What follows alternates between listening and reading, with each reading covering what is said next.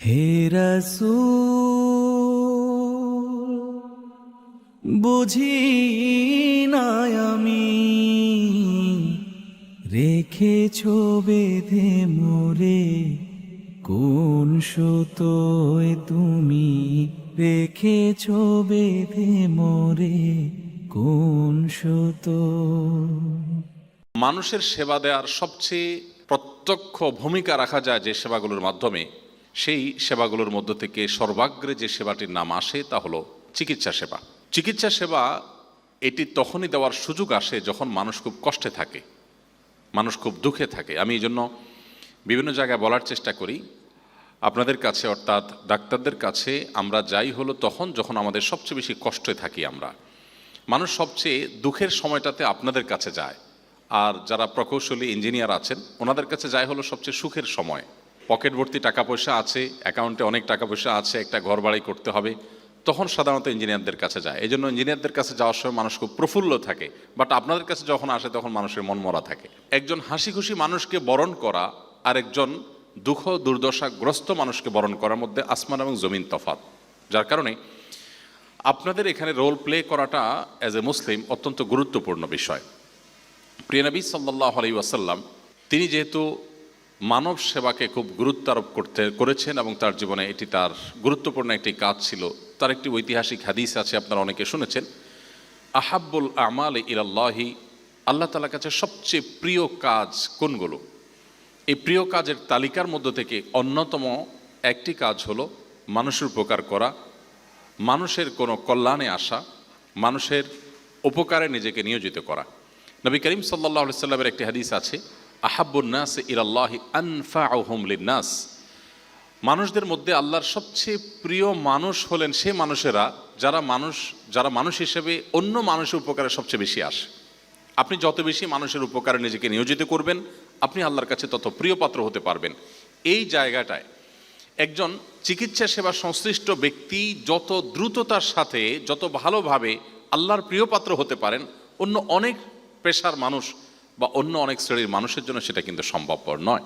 আপনাদের এই পুরো কর্মকাণ্ডকে, এই কর্মযজ্ঞকে, চিকিৎসার সাথে যারা যেভাবে জড়িত আছেন, আপনাদের সমস্ত কাজগুলোকে ইবাদতে পরিণত করার জন্য কোরআন এবং হাদিসের আলোকে, প্রিয় নবী সাল্লাল্লাহু আলাইহি ওয়াসাল্লামের সুন্নাহর আলোকে আমি কয়েকটি পরামর্শ আপনাদের সমীপে নিবেদন করতে চাই। প্রথম যে বিষয়টি বলতে চাই তা হলো, নবী করিম সাল্লাল্লাহু আলাইহি ওয়াসাল্লাম বলেছেন, মা খালাকাল্লাহু মিন দাইন ইল্লা জাআলা লাহু শিফা, আলিমাহু মান আমিলাহ আলিমাহ ওয়া জাহিলাহু মান জাহিলাহ ইল্লা সাম। নবী করিম সাল্লাল্লাহু আলাইহি ওয়াসাল্লাম বলেছেন, আল্লাহ রাব্বুল আলামিন এমন কোনো রোগ সৃষ্টি করেননি পৃথিবীতে যেই রোগের কোনো প্রতিষেধক সৃষ্টি করা হয়নি। প্রত্যেকটি রোগের প্রতিষেধক সৃষ্টি করা হয়েছে, প্রতিটা রোগের ঔষধ আল্লাহ রাব্বুল আলামিন রেখেছেন। কেউ হয়তো সেটি আবিষ্কার করতে পেরেছে, কেউ হয়তো পারেনি। হাদিসের এই অংশটা খুব গুরুত্বপূর্ণ।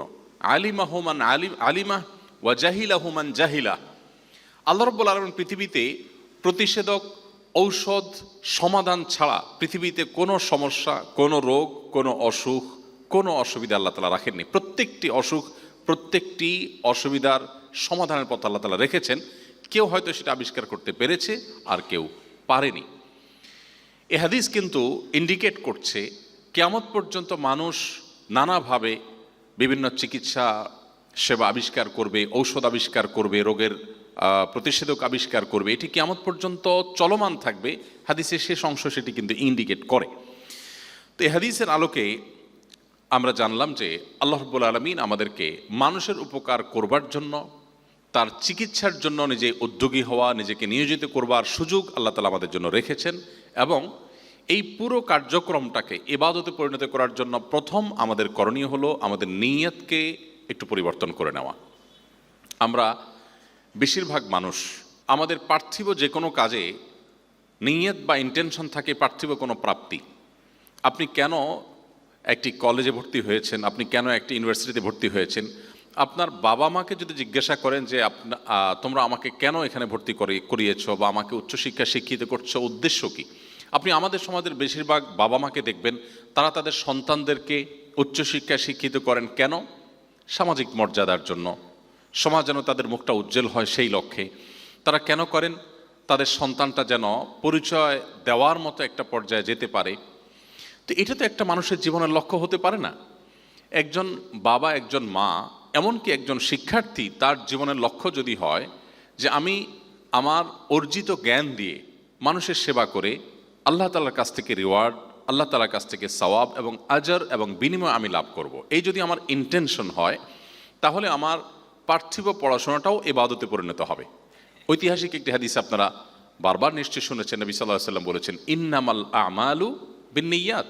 বান্দা যত কাজ করবে সমস্ত কাজ নির্ভর করবে তার ইন্টেনশন বা নিয়তের উপরে। অনেক সময় দেখা যাবে একজন মানুষ ইবাদত করছে, তার নিয়াত বা উদ্দেশ্যের মধ্যে অসাধুতা আছে, ত্রুটি আছে। এই ত্রুটিপূর্ণ উদ্দেশ্যের কারণে তার ইবাদতটা কিন্তু পাপাচারে পর্যবসিত হতে পারে।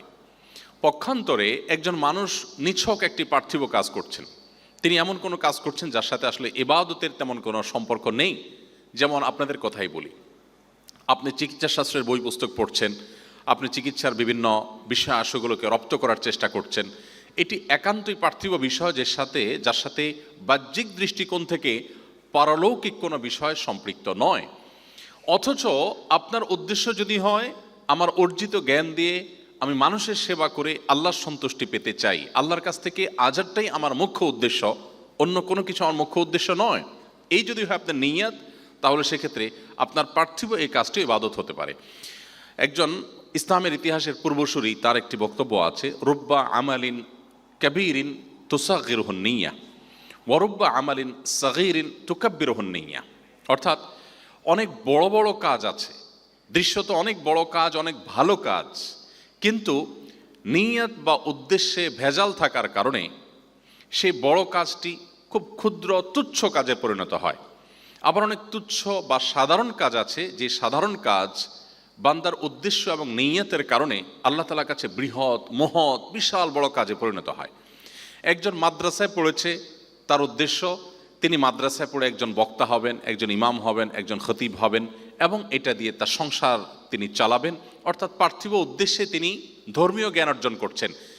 কাজটা বিশাল, আল্লাহর কাছে অনেক বড় কাজ, কিন্তু তার উদ্দেশ্যে এই ভেজাল থাকার কারণে, তুচ্ছ উদ্দেশ্যের কারণে এই বৃহৎ এবং মহৎ কাজটি একটা তুচ্ছ কাজে পরিণত হতে পারে, আল্লাহর কাছের কোনো বিনিময় নাও থাকতে পারে।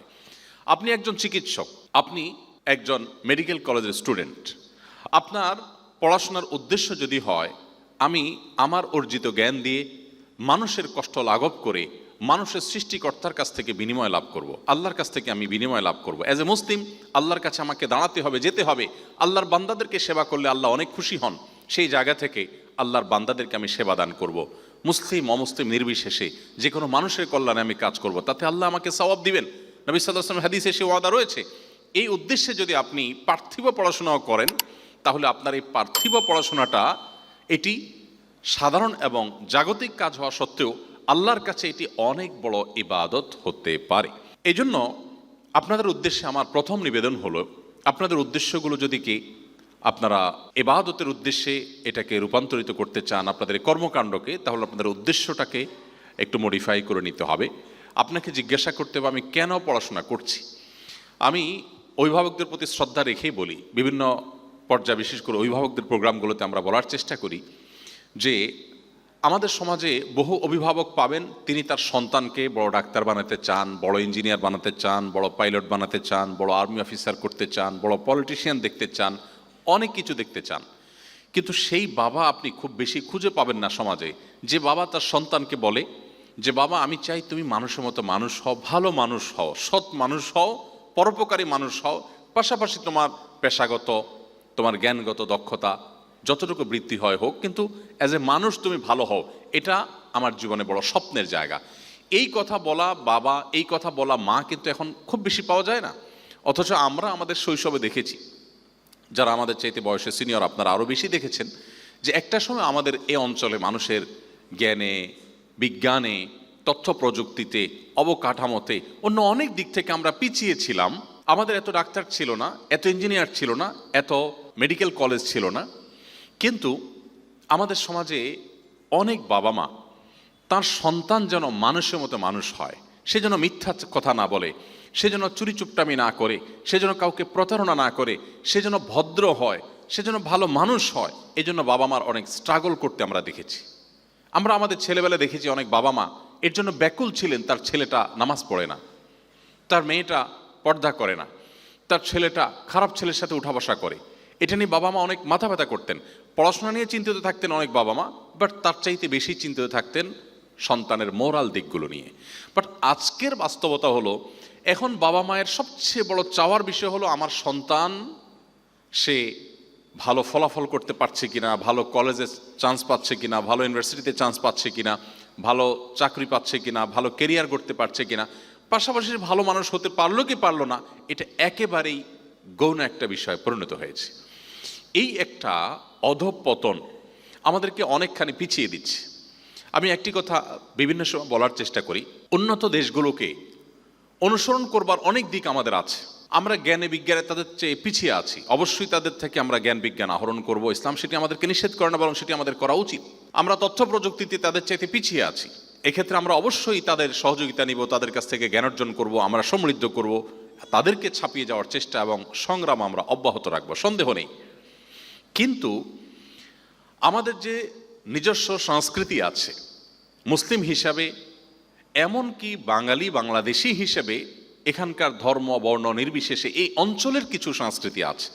আমরা সে সমস্ত কালচারাল দিকগুলোকে, নিজেদের কালচারাল দিকগুলোকে পায়ের নিচে রেখে আমরা পশ্চিমা পৃথিবীর কালচারকে গায়ে মাখানোর যে চেষ্টা করছি, এটা একান্তই অপ্রয়োজনীয় একটি কাজ।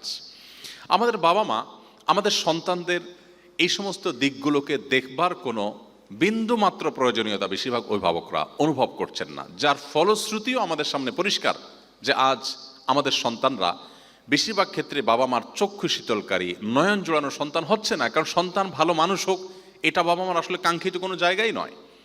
আমি আমার ছেলে মেয়েদেরকে বলে দিয়েছি যে তোমাদের পরীক্ষায় কি ফলাফল করলে এটা নিয়ে আমার খুব বেশি আগ্রহ নেই। অবশ্যই তুমি ভালো ফলাফল করার চেষ্টা করো, সেজন্য আমি তোমাকে উৎসাহ দেই, বাট এটা নিয়ে আমার খুব বেশি মাথা ব্যথা নেই। আমার বেশি মাথা ব্যথার জায়গা হলো তুমি সততার জায়গায় অনড় থাকবে। আমার ছেলে যখন এসএসসি পরীক্ষা দিচ্ছিল, তখন আশেপাশে যেহেতু কারোর দিকে সে তাকায়নি, সে নিজের মতো করে নিজের খাতায় তার প্রশ্ন উত্তর করে আনসার করে সে জমা দিয়ে চলে এসেছে। তার আশেপাশে থাকা সহপাঠীরা, বন্ধুরা, এমনকি তার টিচাররা বলা বলে শুরু করতে লাগলো যে তুমি ডানে বামে তাকাও না, কাউকে দেখতে দাও না, নিজে কারোরটা দেখো না, এভাবে কোনো পরীক্ষা হয় নাকি? অর্থাৎ টিচার নিজেই অবাক যে কিভাবে এটা সম্ভব, এত ভালো কি ভালো? ব্যাপারটা এরকম যে এত ভালো কি ভালো।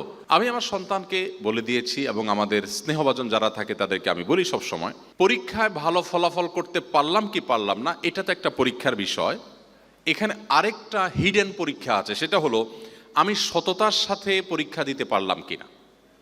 পরীক্ষা দিতে গিয়ে আমি অসৎ কোনো উপায় অবলম্বন করলাম কি করলাম না, এটা আরেকটা পরীক্ষার ব্যাপার।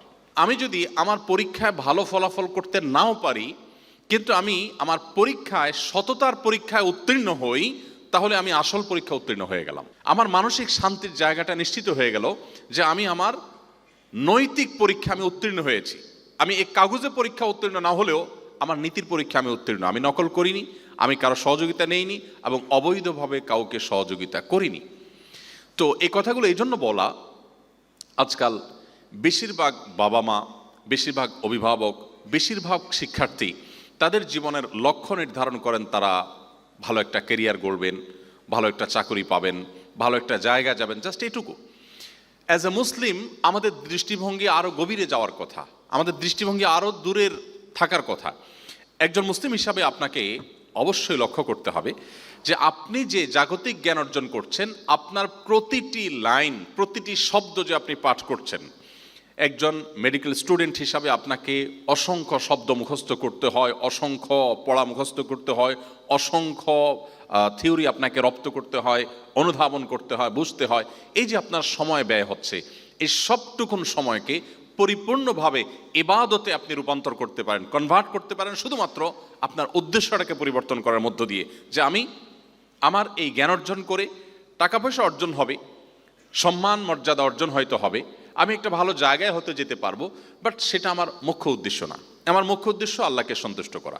আল্লাহকে সন্তুষ্ট করার যদি উদ্দেশ্য হয়, আল্লাহ না করুন আপনি খুব বড় ডাক্তার হতে পারলেন না, আপনি ভালো কোনো পজিশন হোল্ড করতে পারলেন না, আপনি ভালো কোনো জায়গায় যেতে পারলেন না। আপনার স্বপ্ন ছিল আপনি সারা দেশের মানুষের কল্যাণে, মুসলিম বিশ্বের মুখ উজ্জ্বল করবার জন্য, বিশ্ব মানবতার কল্যাণে আপনি বিরাট ভূমিকা রাখবেন, অনেক স্বপ্ন ছিল, বাট কিছুই করতে পারলেন না। কিন্তু যেহেতু আপনার উদ্দেশ্য ছিল আল্লাহকে খুশি করার জন্য এটি আপনি করবেন, ইসলাম বলে, নবী সাল্লাল্লাহু আলাইহি ওয়াসাল্লাম বলেছেন, মান হাম্মা বিহাসানাতিন ফালাম ইয়ামালহা, কেউ কোনো ভালো কাজ করবার প্রতিজ্ঞা করেছে, সে মানসিকভাবে প্রস্তুতি নিয়েছে যে সেটা করবে এবং আল্লাহর কাছ থেকে রিওয়ার্ড পাওয়ার আশায়, সওয়াব পাওয়ার আশাতে তিনি এটা করবেন, এটা নিয়ত করেছেন, তিনি যদি সেটা করতে নাও পারেন, আল্লাহ রাব্বুল আলামিন পরিপূর্ণ বিনিময় তাকে দিয়ে দিবেন। এজন্য ঈমানদারের হারাবার কিছু নেই, কিন্তু উদ্দেশ্যটা হতে হবে আল্লাহর কাছ থেকে বিনিময় এবং সওয়াব লাভ করা। পার্থিব কোনো তুচ্ছ উদ্দেশ্যে ঈমানদারের কোনো কাজ করা সাজে না। একজন ঈমানবিহীন মানুষ, একজন অবিশ্বাসী মানুষ, তার দৃষ্টিভঙ্গি শুধু পার্থিব জগৎ পর্যন্তই সীমাবদ্ধ থাকে। একজন ঈমানদার তিনি পার্থিব জগতের বাইরেও পারলৌকিক জগৎকেও তার দৃষ্টি সীমানার মধ্যে রাখে। যার কারণে একজন ঈমানদারের দৃষ্টিভঙ্গি আর একজন অবিশ্বাসী দৃষ্টিভঙ্গির মধ্যে আসমান জমিন পার্থক্য। একজন অবিশ্বাসী তার জীবনে কিছু যদি করতে না পারে তাহলে সে ডিপ্রেসড হয়ে যায়, কারণ তো আর পরকাল বলতে কোনো কিছু তার বিশ্বাস নেই, সে শেষ, কারণ সে যেটা করতে চেয়েছে সেটা হয়নি। বাট একজন ঈমানদার তার হারাবার কিছু নেই। আমি চেষ্টা করেছি ভালো কিছু করার, করতে পেরেছি আলহামদুলিল্লাহ, করতে পারি নাই তাতেও দুঃখের কিছু নেই। স্কুল লেভেলে অনেকে আছে, আপনাদের মধ্যে অনেকে থাকতে পারে, অনেক পড়াশোনা করে, অনেক চেষ্টা করে। কেন চেষ্টা করে? তাকে ভালো ফলাফল করতে হবে। ভালো ফলাফলের জন্য এত সিরিয়াস কেন? কারণ পাশের বাসার আন্টিকে দেখিয়ে দিতে হবে, কারণ সে আন্টিটা সকাল বিকালে সে আপনার মাকে মাথাটা নষ্ট করে, তার ছেলে হান করেছে, তার মেয়ে তান করেছে, তো এই সমস্ত কথা আপনার মা আবার আপনাকে শোনায়, আপনার বিরক্তির কারণ হয়। আপনার এখন জেদ হয়েছে যে পাশের বাসার আন্টিকে দেখায় দিতে হবে। এখন আপনি ভালো পড়াশোনা করছেন, অনেক পরিশ্রম করছেন, অনেক মনোযোগ দিচ্ছেন, আপনাকে ভালো ফলাফল করতেই হবে, কারণ পাশে বাসা আন্টিকে দেখাতে হবে। আচ্ছা, এখন আপনি অনেক চেষ্টা করলেন, অনেক পড়াশোনা করেছেন, পড়াশোনা করে পাশে বাসার আন্টিকে দেখাতে পারলেন না। আল্লাহ না করুক আপনি পরীক্ষায় ভালো ফলাফল করতে পারলেন না, কি হবে এবার? ডিপ্রেশন ছাড়া আর কিছু আছে? কিছু নাই। আপনি এখন ভেঙে পড়বেন, ও স্যাড, কি হলো, আমি এখন বাসা যাব কিভাবে, মায়ের কাছে মুখ দেখাবো কিভাবে, আমার মাই বা পাশাপাশি আন্টির কাছে মুখ দেখাবে কিভাবে, এই চিন্তা আপনি শেষ হয়ে যাবেন। প্রতি বছর আমাদের এসএসসি এবং এইচএসসি পরীক্ষার পর অনেক ছেলেমেয়েরা আত্মহরণের পথ বেছে নেয়। কারণ কি? একজন মুসলিম হিসাবে তার নীতিনৈতিক জায়গাটা, তার মোরাল জায়গাটা ক্লিয়ার না। সে কেন পড়ছে, সে কেন ভালো ফলাফল করার চেষ্টা করছে, এই প্রশ্নের সঠিক এবং সদুত্তর সে নিজেকে নিজে দিতে পারেনি। আপনার টার্গেট যখন হয় খুব তুচ্ছ, তখন তার ফলাফল হবে তুচ্ছ। আপনার টার্গেট যখন হবে অনেক দূরে, তখন তার ফলাফল হবে অনেক বড়। একজন মুসলিম, আপনি তো বিশ্বাস করেন পার্থিব জগৎ এটা খুবই সীমিত একটা জায়গা, এর বাইরে যে পারলৌকিক জীবন আসছে সেটা তো অসীম। অতএব আপনি যদি এই উদ্দেশ্যে পড়েন যে আল্লাহ, আমি ভালো ফলাফল করে, ভালো কলেজে চান্স পেয়ে, ভালো ইউনিভার্সিটিতে চান্স পেয়ে, ভালো চাকরি পেয়ে, ভালো চেয়ারে গিয়ে আমি সততার সাথে, নিষ্ঠার সাথে কাজ করব, মানুষ উপকার করব, অন্যায় অনাচারের বিরুদ্ধে রুখে দাঁড়াবো, আমার এই প্রিয় স্বদেশের মুখকে উজ্জ্বল করে আমি বিশ্ব দরবারে তুলে ধরবো, মুসলিম মিল্লাতের মুখকে উজ্জ্বল করব, বিশ্ব মানবতার কোনো সংকট সমাধানে আমি ভূমিকা রাখবো, আমি নেতৃত্ব দিব, আমার যোগ্যতা দিয়ে, আমাদের স্কিল দিয়ে, আমার পড়াশোনা দিয়ে আমি সেখানে কিছু একটা ভূমিকা রাখবো। এটা আমার জীবনের স্বপ্নের জায়গা।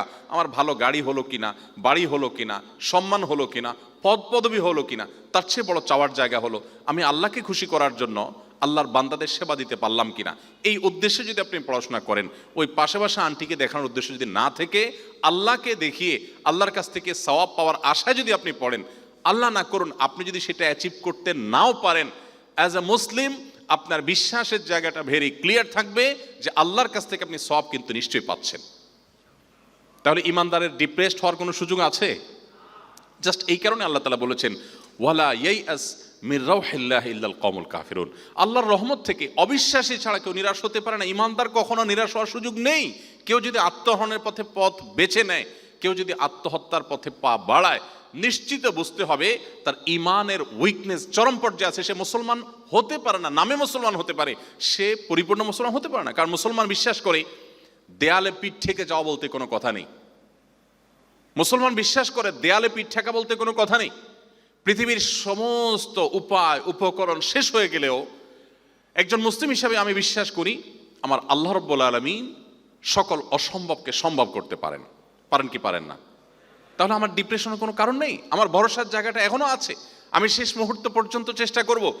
এমনকি আমি যদি হেরেও যাই, ইমানদারের দৃষ্টান্ত হলো হাতির মতো, মরলেও লাখ বাঁচলেও লাখ। নবী করিম সাল্লাল্লাহু আলাইহি ওয়াসাল্লাম বলেছেন, আজাবান লি আমরিল মুমিন, ইমানদারের পুরো জীবনটাই অদ্ভুত। ইন্না আমরাহু কুল্লাহু খায়র, ইমানদারের সামগ্রিক জীবনের সব কিছুতেই কল্যাণ। ইন আসাবাহু খায়রুন শাকারা, ইমানদারের জীবনে সে যেটা চেয়েছে বেটে বলে হয়েছে, তখন সে আল্লাহকে শুকরিয়া জানায়, কৃতজ্ঞতা জানায়, থ্যাঙ্কস জানায়, এর বিনিময়ে সে তার আমলনামায় সওয়াব পায়। আবার ওয়াইন আসাবাহু শাররুন, ইমানদারের জীবনে যদি কোনো ক্ষয়ক্ষতি হয়, বিপদ আপদ হয়, তার যে লক্ষ্য ছিল সেখানে সে যদি যেতে না পারে, সবারা, সে সবর করে, ধৈর্য ধারণ করে, আল্লাহ সিদ্ধান্তকে তার জন্য কল্যাণকর মনে করে সে মেনে নেয়, ফাকানা খায়র আল্লাহ।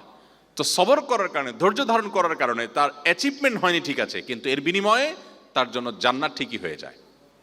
তাহলে ইমানদার হারাবার কিছু নেই। এই জন্য আপনাদের প্রতি আমার প্রথম আহ্বান হলো, বিশেষ করে আমি স্টুডেন্টদেরকে লক্ষ্য করে বলছি যে আপনারা যারা শিক্ষার্থী আছেন মেডিকেল কলেজের, আপনাদেরকে বলবো জীবনের শুরুতেই আপনি নিজের সঙ্গে নিজে বোঝাপড়াটাকে পরিষ্কার করে নেন যে আমি একজন চিকিৎসক হয়ে, একজন ডাক্তার হয়ে আমি আমার সাধ্য অনুযায়ী গরিব মানুষের মুখে, অভাবী মানুষের মুখে, দুস্থ মানুষের মুখে, রুগ্ন অসহায় রোগীদের মুখে আমি হাসি ফুটাবার জন্য আমার শেষটুকুন দিয়ে আমি চেষ্টা করে যাব। এবং অনেকে এরকম ভালো উদ্দেশ্যে কাজ করেন কিন্তু তিনি মুসলিম নন, কিন্তু আপনি অ্যাজ এ মুসলিম আপনার বিশ্বাসের জায়গাটা থাকবে প্রত্যেকটা মানুষ উপকারের বিনিময়ে আমি আমার আল্লাহর কাছ থেকে বিনিময় আমার আমলনামায় যুক্ত হবে, সেটা আমি লাভ করব আখেরাতে, দুনিয়াতেও এর বিনিময় আল্লাহ তাআলা আমাকে দিবেন। সো আমি আমার রবকে সন্তুষ্ট করতে চাই, আমি জান্নাত পেতে চাই, জান্নাতে অগ্রগামী থাকতে চাই। আমি আবারও বলি, গতকালকে আমাদের প্রোগ্রাম ছিল কুমিল্লা মেডিকেল কলেজে, আমি সেখানে বলেছিলাম যে আমার জীবনে একটা পেশার প্রতি খুব বেশি ঈর্ষা হয়, সেই পেশাটা হলো চিকিৎসকদের পেশা। যদি কারোর জীবনে কোনো আফসোস থাকে যে আমি কেন এটা হতে পারলাম না, তো আমার আফসোস হলো যে আমি যদি চিকিৎসক হতাম অথবা চিকিৎসা সেবার সাথে জড়িত কেউ হতে পারতাম। তো আলহামদুলিল্লাহ, সেই দুঃখকে লাঘব করার জন্য আসুন্নাহ ফাউন্ডেশন থেকে আমরা ক্রাউড ফান্ডিং প্ল্যাটফর্মের বিশাল বড় একটি প্রজেক্ট হাতে নিয়েছি। প্রায় বছর খানেক ধরে, 1 বছর ধরে আমাদের কাজ চলমান আছে, আরও কয়েক মাস সময় লেগে যাবে। এই প্ল্যাটফর্মটা যদি আমরা উন্মুক্ত করতে পারি, এদেশের গ্রামে গঞ্জের শহরের দুস্থ অসহায় গরিব রোগী যারা আছেন তাদের ট্রিটমেন্টে যে খরচ ব্যয় সেটা নির্বাহ করা পানির মতো সহজ হয়ে যাবে ইনশাআল্লাহ। পুরো ডিজাইনটা আল্লাহর মতে আমরা অনেকখানি দাঁড় করে ফেলেছি এবং ইনশাআল্লাহ এটিকে আমরা খুব শীঘ্রই লঞ্চ করতে পারবো। এটি যখন আমরা লঞ্চ করব তখন আমরা আশা করছি যে টাকার অভাবে যারা চিকিৎসা করাতে পারছেন না, যারা নানা কারণে চিকিৎসা সেবা থেকে বঞ্চিত হচ্ছেন, তাদের অনেক বেশি সেবা আমরা দিতে পারবো। এবং সিস্টেমটাকে আমরা এমনভাবে ডেভেলপ করছি যে আমরা এটার জন্য কোনো ফান্ড কালেকশন করব না, কোনো প্রকার তহবিল আমরা সংগ্রহ করব না। আমরা শুধুমাত্র রোগীদের ডাটাগুলোকে কালেক্ট করে সেগুলোকে রিচেক করে আমরা আমাদের ওয়েবসাইটে আপলোড করে দিব এবং আমরা মার্কেটিং করব। ডোনার এবং রোগীর মধ্যে আমরা শুধুমাত্র সেতু বন্ধনটা করে দিব। ডোনার তার মতো করে পছন্দের রোগীকে সেবা দিবেন এবং বাংলাদেশের মানুষের মধ্যে যে কল্যাণকামিতা আছে, আমরা এবারের বন্যায় দেখেছি আসুন্নাহ ফাউন্ডেশন এর ক্ষুদ্র ডাকে এবং প্রচেষ্টায় আলহামদুলিল্লাহ 15 লক্ষ মানুষ মাত্র 12 দিনে আমাদের ডাকে সাড়া দিয়ে বন্যার্থদের জন্য অর্থ সহযোগিতা করেছেন। 15 লক্ষ মানুষ মাত্র 12 দিনে অর্থ সহযোগিতা করেছেন এবং 12 দিনে প্রতিদিন প্রায় 3 থেকে 3,500 মানুষ স্বেচ্ছায় শ্রম দিয়ে, তাদের মধ্যে আমি ব্যক্তিগতভাবে চিনি এমন ঢাকা ইউনিভার্সিটির টিচার প্রফেসর আছেন, বিভিন্ন শ্রেণী পেশার মানুষ আছেন, এমনকি অন্য ধর্মাবলম্বী আছেন, তারা এসে কাঁধে কাঁধ মিলিয়ে কাজ করেছেন। তো আমাদের এই দেশে মানুষের মধ্যে নানা দোষ ত্রুটি আছে, কিন্তু এদেশে মানুষের কিছু গুণের জায়গা আছে। এর মধ্যে একটা হলো, কোনো ভালো উদ্যোগে যদি সাধারণ মানুষ আস্থা পায়, নির্ভরতা পায়, তারা জীবনকে উজাড় করে দিতে রাজি আছে। তো আমি চিকিৎসক হতে পারিনি, সে আক্ষেপ আমার আছে, কিন্তু সেটাকে দূর করবার জন্য আল্লাহ তাআলা আমাকে একটা সুযোগ করে দিয়েছেন যে চিকিৎসা সেবায় আমাদের যে সমস্ত গরিব রোগীরা আছে তাদের জন্য একটা বিরাট প্ল্যাটফর্ম দাঁড় করিয়ে তাদের যে অর্থের অভাবে চিকিৎসা করাতে পারছিলেন না সেই কষ্টটা বোধহয় আমরা লাঘব করতে একটা বড় ভূমিকা ইনশাআল্লাহ রাখার সুযোগ হবে। তো আমি আপনাদেরকে আবারও বলছি, আপনার জীবনের শুরুতেই উদ্দেশ্যটা এটা হোক যে আমি আমার পেশায় ভালো হয়ে, দক্ষ হয়ে, যোগ্য হয়ে আমি যাই করব আমার আল্লাহর কাছ থেকে সওয়াব হবে আমার প্রধান উদ্দেশ্য। এর বাইরে টাকা পয়সা, সম্মান, ইজ্জত, পদ পদবি পেলাম আলহামদুলিল্লাহ, না পেলেও আমার দুঃখ নেই।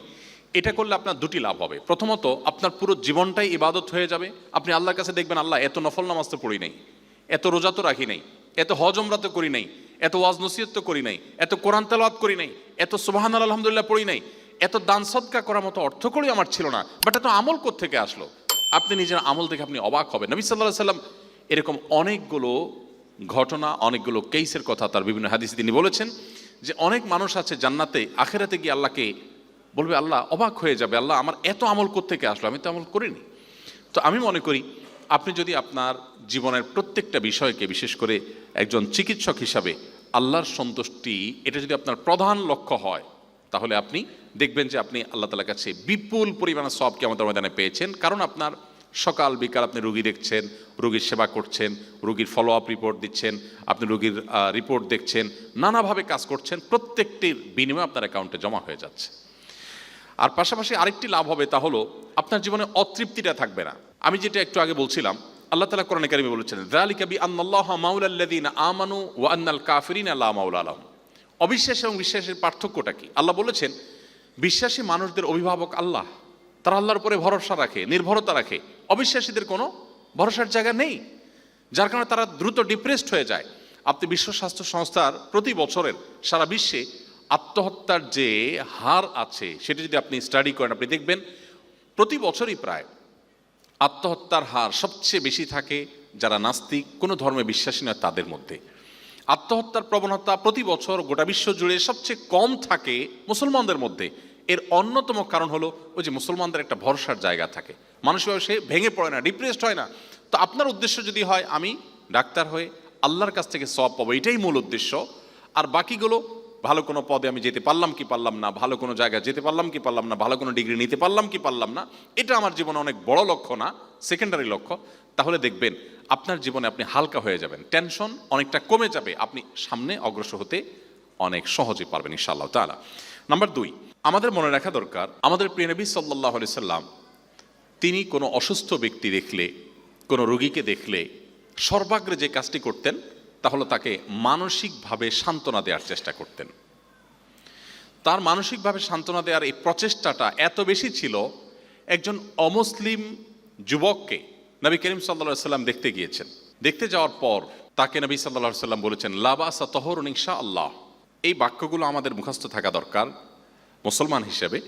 নবী করিম সাল্লাল্লাহু আলাইহি সাল্লাম কোনো রোগীকে দেখতে গেলে, যেই কোনো রোগীকে দেখতে গেলে বলতেন, লা বাসা তাহুরুন ইনশাআল্লাহ, অর্থাৎ ভয়ের কোনো কারণ নেই, কোনো টেনশন করবে না, অবশ্যই আল্লাহ তাআলা তোমাকে সুস্থ করবেন। এই যে একটা সান্ত্বনা, এই সান্ত্বনাটা রোগীর জন্য অনেক গুরুত্বপূর্ণ ব্যাপার। নবী করিম সাল্লাল্লাহু আলাইহি সাল্লাম কিন্তু এই সান্ত্বনা দিতেন এবং এটি তার সুন্নাহ, নবী সাল্লাল্লাহু আলাইহি ওয়াসাল্লাম সুন্নাহ। যে কোনো রোগী দেখতে গেলে নবী করিম সাল্লাল্লাহু আলাইহি ওয়াসাল্লাম রোগীর সাথে সাক্ষাৎ করলেই বলতেন, লা বাসা তাহুরুন ইনশাআল্লাহ। আমরা আমাদের ভাষায় বলতে পারি, টেনশনের কোনো কারণ নেই, কোনো দুশ্চিন্তা করবেন না, অবশ্যই আল্লাহ তাআলা সুস্থ করবেন আপনাকে। এই যে একটা নির্ভরতা দেওয়া, এটা গুরুত্বপূর্ণ ব্যাপার।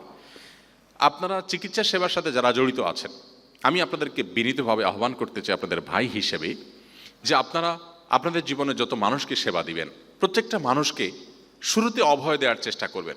রোগ যত জটিল হোক, যত কঠিন হোক, আপনি আপনার দৃষ্টিকোণ থেকে হয়তো দেখছেন অনেক জটিল বা কঠিন, কিন্তু আল্লাহ তাআলার কাছে কঠিন বা জটিল বলতে কিছু নাই, তিনি চাইলে সব কিছু পারেন। সো আপনি আল্লাহর প্রতি তাকে ভরসা দিবেন। আল্লাহর প্রতি যদি আপনি ভরসা দেন, আল্লাহর প্রতি নির্ভর তাকে করতে বলেন, তাকে যদি আপনি অভয় দেন, তাহলে তার মানসিক শক্তি বৃদ্ধি পাবে। এবং আপনারা আমার চাইতে ভালো জানেন, মানুষের মধ্যে যখন মানসিক শক্তি খুব শক্তিশালী হয়, তখন তার মধ্যে ইমিউন সিস্টেম স্ট্রং হয়ে যায়, তখন মানসিকভাবে সে শক্তিশালী হওয়ার কারণে রোগ প্রতিরোধ ক্ষমতা তার মধ্যে বৃদ্ধি পায়। এই যে কোভিড-19 হয়েছে, কোভিড-19-এ আপনারা নিশ্চয়ই লক্ষ্য করেছেন, গোটা বিশ্ব জুড়ে যে ভয়াবহ পরিস্থিতি তৈরি হয়েছে, তুলনামূলকভাবে মুসলিম কান্ট্রিগুলো কম সাফার করেছে। আমার এই তথ্যকে আপনি বাস্তবতার সাথে মিলিয়ে নিতে পারেন। আমি মেলানোর চেষ্টা করেছি। তুলনামূলকভাবে অমুসলিম কান্ট্রিগুলো খুব বেশি সাফার করেছে। আপনি ইউরোপ আমেরিকার কথা বলেন, তারা অনেক বেশি সাফার করেছে। সেই তুলনায় মিডল ইস্টের মানুষ অনেক কম সাফার করেছে। আপনি আমাদের দেশে কথা, এই অঞ্চলের কথা যদি বলেন, ভারতের দিল্লিতে লাশ সৎকার করা যাচ্ছিল না, প্রতিদিনে তখনকার পত্রিকার রিপোর্টগুলো চোখের সামনে এখনো ভাসে। ভয়াবহ এক অবস্থা তৈরি হয়েছে। সেই তুলনায় বাংলাদেশে তেমন কিছুই হয়নি। আমি ওই সময় কারওয়ান বাজারে ঢাকায় বিভিন্ন টিভি চ্যানেলে প্রোগ্রাম করতে আসতাম, ড্রাইভারকে ছুটি দিয়ে নিজে ড্রাইভ করে আসতাম এবং বিভিন্ন টেলিভিশন চ্যানেলে প্রোগ্রাম করতে আসতাম। তো আমার অবাক লাগতো যে কারওয়ান বাজারে ওখানে দেখা যেত যে বিভিন্ন লোকজন ওই বাজারে ফুটপাতে আশেপাশে বিভিন্ন জায়গায় শুয়ে আছে। আমরা মাস্ক, ডাবল মাস্ক, 3 লেয়ারের মাস্ক নিয়ে টেনশনে ছিলাম। মাস্ক অরিজিনাল না, আপনার সার্জিক্যাল মাস্ক হবে না, তাহলে ভালো মাস্ক লাগবে।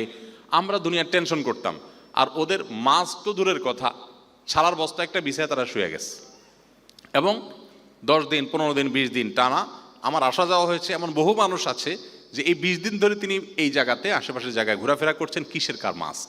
বাংলাদেশে যদি মেসাকার হতো, দিল্লির মতো পরিস্থিতিও যদি হতো, তাহলে আমাদের এখানে যে ঘনবসতি, আমাদের যে গরিব দেশ হিসাবে আমাদের যে সহায় সম্বল কম, পরিস্থিতি কোন পর্যায়ে যেত। কিন্তু সেই তুলনায় আমরা অনেক ভালো ছিলাম। এই ভালো থাকার কারণ কি থাকতে পারে সেটা আপনাদের গবেষণার ব্যাপার, আপনারা নিশ্চয়ই গবেষণা করবেন এবং নিশ্চয়ই বহু গবেষণা আছে। বাট একটা জিনিস অবশ্যই এখানে আমরা বলতে পারি, সেটা হলো মুসলমানদের মধ্যে ওই যে আল্লাহ ভরসা, আল্লাহর উপরে আস্থার জায়গাটা আছে। এই কারণে মানসিক শক্তি তাদের অনেক বেশি থাকে। তো আপনি রোগীকে চিকিৎসা সেবা দিতে গিয়ে যদি তাকে আল্লাহর উপরে ভরসা দেন, আপনি তাকে যদি সান্ত্বনা দেন এবং পজিটিভ কথা যদি বলেন, তাহলে দুটি লাভ হবে। এক হলো আপনার রোগী, সে আপনার প্রতি আস্থা রাখবে, সে স্বপ্ন দেখবে, সেই সাথে আল্লাহর কাছ থেকে আপনি সওয়াব পাবেন। কারণ নবী করিম সাল্লাল্লাহু আলাইহি ওয়াসাল্লাম সুন্নাত আপনি আদায় করেছেন। নবী সাল্লাল্লাহু আলাইহি ওয়াসাল্লামের আদর্শ ছিল তিনি কোনো পেশেন্টকে, কোনো অসুস্থ ব্যক্তিকে দেখলেই তাকে আগে অভয় দিয়ে নিতেন, তারপরে বাকি কথা বলতেন। অতএব শুরুতে অভয় দিয়ে নিতে হবে। আমার এক বন্ধু আছেন ঢাকা মেডিকেল কলেজের কার্ডিয়াকের ডাক্তার। তিনি আমাকে, আমি দেখলাম যে বিভিন্ন অসুখ বিসুখ নিয়ে আমার বা আমার পরিচিত কারোর ব্যাপারে ওনার সহযোগিতা নিলে তো শুরুতেই খুব এমনভাবে বলেন যে মনে হয় যে রোগী বাঁচাটা খুব কঠিন ব্যাপার। তো আমি বললাম, ভাই এই ছোটোখাটো ইস্যু আপনি যেভাবে বলেন, এটা কি বিষয়টা কি এরকম? তো উনি আমাকে বললেন, ভাই ইস্যু হলো কোনো পেশেন্ট, আমরা যেহেতু ঢাকা মেডিকেল কলেজে রুগীদের নিয়ে ডিল করি, গরিব মানুষ, সবাই মানুষ আসে, শেষ মুহূর্তে আসে, অন্য সব জায়গায় মানা করে দিয়েছে, তারপর আমাদের এখানে আসে। তো পরে যেন ঝামেলা না করে রুগীর লোকজন, সেজন্য শুরুতে আমরা বলে দেই বাঁচার সম্ভাবনা খুবই কম। ধরেন নাই, আশা একেবারেই নাই, আমরা চেষ্টাটা করতে পারি আল্লাহ ভরসা। আল্লাহ ভরসা ঠিকই বলি, কিন্তু শেষ লাইনে আগে বলে নেই যে বাঁচার সম্ভাবনা খুবই কম। রোগীর যা অবস্থা, আপনারা দোয়া দরুদ পড়েন, আমরা চেষ্টা করি। এরপরে রোগী যদি বেঁচে যায়, তখন পেশেন্টের লোকজন তারা খুশিতে আত্মহারা, মাশাআল্লাহ মরা মানুষ জিন্দা হয়ে গেছে, মানে ডাক্তার সাহেব কি সার্ভিস দিয়েছেন। আর যদি আল্লাহ না করে মরে যায়, তো ডাক্তার সাহেব বলে আমি তো আগেই বলছিলাম, রাগ করার তো কিছু নেই। তো আমার ওই বন্ধুকে আমি বললাম, না ভাই আমি একমত হতে পারলাম না আপনার সাথে। আপনার যুক্তি আপনার পিঠ বাঁচানোর জন্য চমৎকার, সন্দেহ নেই। আপনার নিজের পিঠ বাঁচানোর জন্য বা অবুঝ রোগীর লোকজন, আত্মীয় স্বজন, তাদেরকে ম্যানেজ করার জন্য হয়তো আপনার বুদ্ধিটা চমৎকার। কিন্তু একজন মুসলিম হিসাবে আপনি শুরুতে যদি তাকে অভয় দেন এবং এরপরে আপনি বলেন যে ভাই হায়াত মওত আল্লাহ তাআলার কাছে, অনেক ছোট ছোট ইস্যুতে মানুষ দুনিয়া থেকে চলে যায়, আবার অনেক বড় বড় রোগ নিয়ে আল্লাহ তাআলা মানুষকে সুস্থ করে তারপর মেডিকেল থেকে, হসপিটাল থেকে বের করেন। অতএব আপনি যদি তাকে অভয় দেন, তাহলে আর কিছু না হোক নবী সাল্লাল্লাহু আলাইহি ওয়াসাল্লাম একটা সুন্নাহ আপনার দ্বারা জিন্দা হয়ে যাবে। আমি আমার জীবনে একটা ক্ষুদ্র অভিজ্ঞতার কথা আপনাদেরকে বলি। আমার একটা ছোট অপারেশন হয়েছে বেশ কিছুদিন আগে। তো আমি মূলত প্রকৃতিগতভাবে এই টাইপের মানুষ, যেটাকে ছুতুরি বলে আমাদের এলাকাতে, আপনাদের এখানে কি বলে আমি জানি না, মানে কিছু হইলে যে খুব ভয় পায়, সুই দেখলে খুব ভয় পায়, এই টাইপের মানুষকে কি বলে, ভীতু প্রকৃতির বলি। আমি এই টাইপের মানুষ যে একটু ইনজেকশন দিবে ডাক্তার, তাতে আমার মনে হয় আমি বোধহয় কালিমাতে এবার পড়ে রেডি হওয়া উচিত, এরকম একটা ব্যাপার। তো অপারেশন ছোট। আমার যিনি ডক্টর ছিলেন, আমি ওনাকে বললাম, ভাই আপনি তো থাকবেন, আপনার স্যার থাকবেন, আপনার স্যারের স্যার থাকলে আরও ভালো হয়, কমপক্ষে 3 জন ডাক্তার থাকতে হবে। তো ওনারা হাসাহাসি করছেন, বলেন ভাই এটা খুব ছোট ইস্যু, আমরা কত মজার ইস্যু ডিল করি, এটা এমন কোনো ব্যাপার না। আমি বললাম না ভাই থাকতে হবে। তো পরে উনি আমার কথা অনুযায়ী অপারেশন থিয়েটারে কয়েকজন ডাক্তার রাখলেন, সিনিয়র ডিপার্টমেন্টের প্রতিষ্ঠাতা চেয়ারম্যান এরকম একজন রাখলেন, প্রফেসর, অ্যাসোসিয়েট প্রফেসর রাখলেন, 2-3 জন রাখলেন। আবার অ্যানেস্থেসিয়ার আমার পরিচিত এক বন্ধু আছেন ইবনে সিনা মেডিকেলের, ওনাকে রাখলাম। আবার যেখানে অপারেশন হয়েছে সেখানকার একজন, দুজন অ্যানেস্থেসিয়ার রাখলাম, কারণ আমার আবার পাওয়া যায় না পেছনে পিঠে, তো যার কারণে দুজন রাখলাম যে কোনো অসুবিধা যেন না হয়। আরেকজন ছিলেন আমার ওই বন্ধু যে বললাম ঢাকা মেডিকেল কলেজের। তাহলে সব মিলিয়ে কয়জন হলো? 5-6 জন ডাক্তার। ছোট্ট ইস্যু, যাই হোক অপারেশন হয়ে গেল, আমাকে পোস্ট অপারেটিভ রুম নিয়ে যাওয়া হলো। আমার তো যা যায় অবস্থা, কালিমা তৈবা কালিমা শাহাদা একটু পরপর পড়ি, আল্লাহ না জানি চলে যাই, কী অবস্থা হয় না হয়। যাই হোক খুব কষ্ট পাচ্ছিলাম আসলে, যতটা না বাস্তবে তার চেয়ে বেশি মনে। পোস্ট অপারেটিভ রুমে নার্সরা নিজেরা যা বলা বলি করছিল, কি হয়েছে ওনার, এত লোকজন দেখতে আসছে, এত ডাক্তাররা আসছেন, মানে অপারেশনটা হয়েছে কিসের অপারেশন।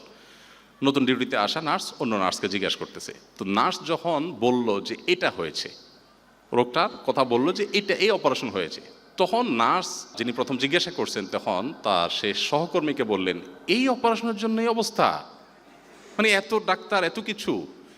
এমনভাবে তিনি তাচ্ছিল্য করে বললেন, আমি পেশেন্ট হিসাবে খুব অপমান বোধ করলাম যে এটা হলো কিছু। এ ভদ্র মহিলা বলছে যে এইটার জন্য এত কিছু। কিন্তু বিশ্বাস করবেন, ভদ্র মহিলার এই কথা, কাপড় দেয়া ছিল পর্দা, আমি দেখছিলাম না, কথা শুনছিলাম, তার এই কথা শোনার পর আমার শরীরের মনে হয় সব রোগ বালাই চলে গেল এবং ভয়টা অনেকটা কেটে গেল। এর মনে হয় 20-25 মিনিটের মধ্যে আমি বললাম, আমাকে ক্যাবিনে দিয়ে দেন, আমার আর পোস্ট অফিস রুমে থাকার দরকার নাই, কারণ আমি মানসিকভাবে অনেক শক্তিশালী হয়ে গেলাম। আমি তখন ধরে নিলাম এটা আসলে কোনো ব্যাপারই না। আমার আগে ডাক্তার এত কথা বলছিল, বিশ্বাস হলো না। এখন নার্সদের নিজেদের বলা বলি আমার অগোচরে, সেটা যখন আমার কানে আসলো তখন বলতাম কোনো বিষয়ই না।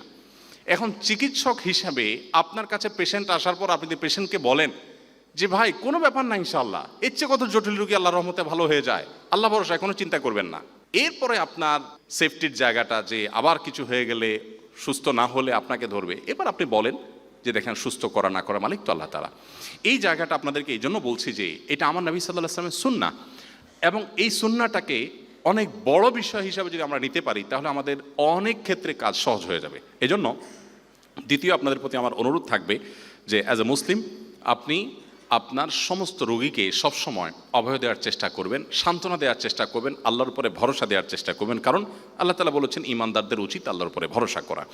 নবী করিম সাল্লাল্লাহু আলাইহি ওয়াসাল্লাম নিজে অসুস্থ হয়েছেন, একবার নয় একাধিকবার, বেশ কয়েকবার, এবং তার জীবন সায়ান্নে এসে তিনি অনেক বেশি অসুস্থ হয়ে পড়েছেন, অনেক বেশি অসুস্থতা নিয়ে দুনিয়া থেকে তিনি চলে গেছেন।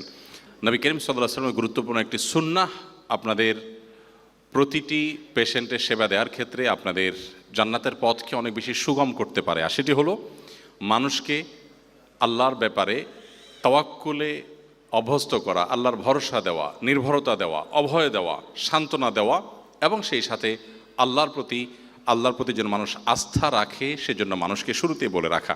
এটা আমাদের নবী করিম সাল্লাল্লাহু আলাইহি ওয়াসাল্লামের গুরুত্বপূর্ণ সুন্নাহ ছিল। তিনি সবসময় মানুষকে অভয় দিতেন এবং সান্ত্বনা দিতেন এবং আল্লাহর উপরে ভরসা রাখতে শেখাতেন। এটি আমাদের জন্য গুরুত্বপূর্ণ একটি বিষয়। তৃতীয়ত যে বিষয়টি বলতে চাই তা হলো রোগীর সেবা দেওয়া, রোগীর শুশ্রূষা করা, এটা কিন্তু রোগীর হক বা অধিকার।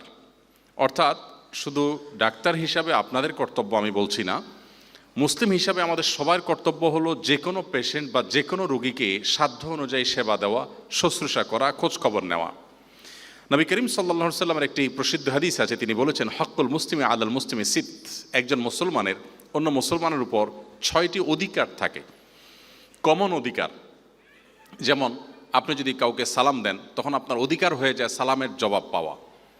আপনাকে যিনি সালাম দিয়েছেন, যাকে সালাম দিয়েছেন আপনি, তিনি যদি সালামের জবাব না দেন তাহলে তিনি গুনাহগার হন, তিনি অপরাধী হন। সালাম দেওয়াটা এই জন্য সুন্নত, সওয়াবের কাজ, কিন্তু সালামের জবাব দেওয়াটা কিন্তু ওয়াজিব, আবশ্যক। সালাম আপনি না দিলে গুনাহ হবে না, কিন্তু কেউ সালাম দিয়েছে, রিপ্লাই দেন নাই, জবাব দেন নাই, তাহলে আপনি গুনাহগার হবেন। কারণ ইসলাম আমাদেরকে এতটা সামাজিক হতে বলে, ইসলামের সামাজিক সৌন্দর্যর ব্যাপারে এত বেশি ইসলাম সিরিয়াস যে কেউ সালাম দিয়েছে, আপনি সালামের জবাব দেন নাই, মানে হলো আপনি তাকে অবহেলা করলেন, আপনি তাকে তুচ্ছ করলেন, আপনি তাকে ইগনোর করলেন, অপমান করলেন, যে অধিকার আপনার নাই। তো মুসলমানের অন্য মুসলমানের উপরে 6টি যে প্রাপ্য আছে, অধিকার আছে, সেই প্রাপ্য অধিকারগুলোর মধ্যে থেকে একটা হলো সালাম দিলে সালামের জবাব দেওয়া। ঠিক একইভাবে কেউ কারোর হাঁচি এলো, হাঁচি আসার পর একটি বাক্য পাঠ করতে হয়, আলহামদুলিল্লাহ পাঠ করতে হয়। এটি যিনি শুনেছেন তার কর্তব্য হয়ে যায় পাল্টা ইয়ারহামুকাল্লাহ বলা ওই ব্যক্তিকে, যে আল্লাহ তোমার প্রতি রহম করুন, অনুগ্রহ করুন। এই যে একটা সামাজিক সৌন্দর্য ইসলামের, যে কেউ আপনাকে কিছু বলেছে আপনি তাকে রিপ্লাই করতে হবে, রিপ্লাই করাটাকে শরীয়ত বাধ্যতামূলক করে দিয়েছে। ঠিক একইভাবে একজন মুসলমানের আরেকটি অধিকার হলো যে তিনি যখন অসুস্থ হবেন তখন তাকে আপনার সেবা দিতে হবে, সাধ্য অনুযায়ী শুশ্রূষা করতে হবে।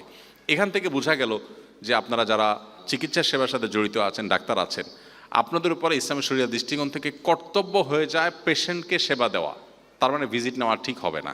যেহেতু আপনার কর্তব্য, আপনার উপরে ওয়াজিব রোগীকে সেবা দেওয়া, তো আপনি ওয়াজিব পালন করেছেন, ভিজিট নেবেন কোন হিসাবে? যাই হোক, ভিজিট আপনি নেন, কিন্তু আপনাকে মনে রাখতে হবে যে একজন মুসলিম হিসাবে রোগীর সেবা সাধ্য অনুযায়ী দেওয়া।